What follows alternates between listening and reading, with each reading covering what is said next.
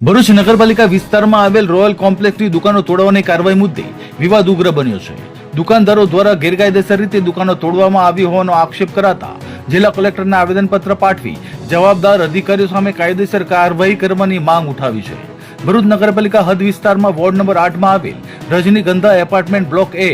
Royal કોમ્પ્લેક્સના જર્જરિત ભાગને દૂર કરવા માટે નગરપાલિકા તરફથી જાહેરનામું બહાર પાડવામાં આવ્યું હતું। જો કે દુકાનદારોનો આક્ષેપ છે કે જે ભાગ જર્જરિત ન હતો તેવી ગ્રાઉન્ડ ફ્લોર પર આવેલી કોમર્શિયલ દુકાનો પણ કોઈપણ પ્રકારની કાયદેસરની નોટિસ આપ્યા વગર રજાના દિવસોનો લાભ લઈ અચાનક દમીનદોષ કરવામાં આવી રહી છે। દુકાનદારોના જણાવ્યા મુજબ છેલ્લા 1 મહિનાથી વિસ્તારને કોર્ડન કરી દુકાનો બંધ રાખવામાં આવી હતી, જેના કારણે વેપારીઓને આર્થિક નુકસાન સહન કરવું પડી રહ્યું છે। તેમ છતાં દુકાનો તોડવા અંગે કોઈ સત્તાવાર નોટિસ કે મીટર હટાવવાની પ્રક્રિયા અંગે પૂર્વ સૂચના આપવામાં ન આવી હોવાનો પણ આક્ષેપ કરવામાં આવ્યો છે।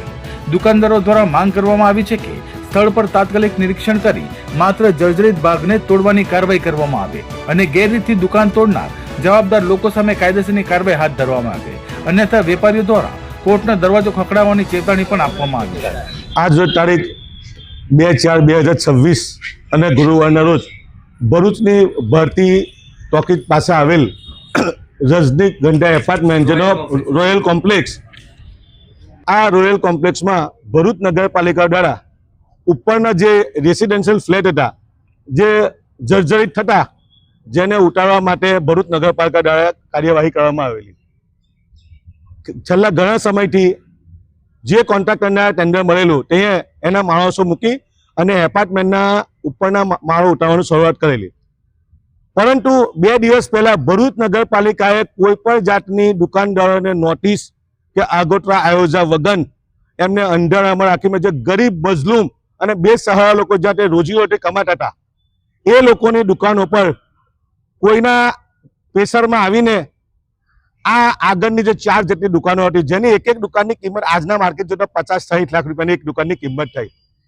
એ દુકાનો નોટિસ આપ્યા વગર કાયદો હાથમાં લઈને આ ગરીબ અને મજલૂમ લોકોની દુકાનો પર જેસીબી ફેરવી દીધું। જ્યારે દુકાન તે દિવસે રજાના દિવસે દુકાનદારોને ખબર પડતા દુકાનદારોએ તાત્કાલિક જિલ્લા વહીવટીતંત્રનું ધ્યાન દોર્યું।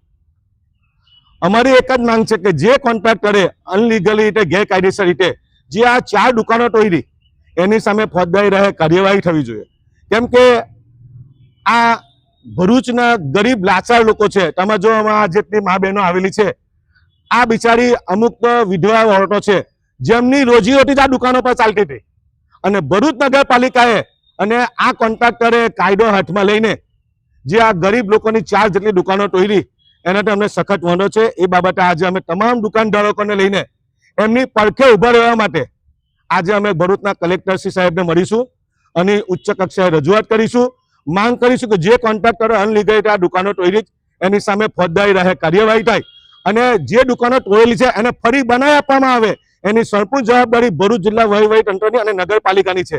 જો આ બાબતે યોગ્ય કાર્યવાહી કરવામાં નહીં આવે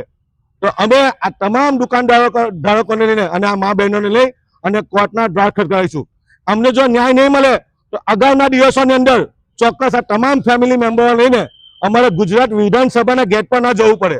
અમને ભરૂચ જિલ્લા વહીવટીતંત્ર પાસેથી આશા અને અપેક્ષા છે કે આ લોકોને ન્યાય મળશે અને જસ્ટિસ મળશે ને ગુનેગાર જે લોકોએ ખોટી રીતે દુકાનો એની સામે કાયદેસરની કાર્યવાહી કરી એવી અમારી માંગ છે।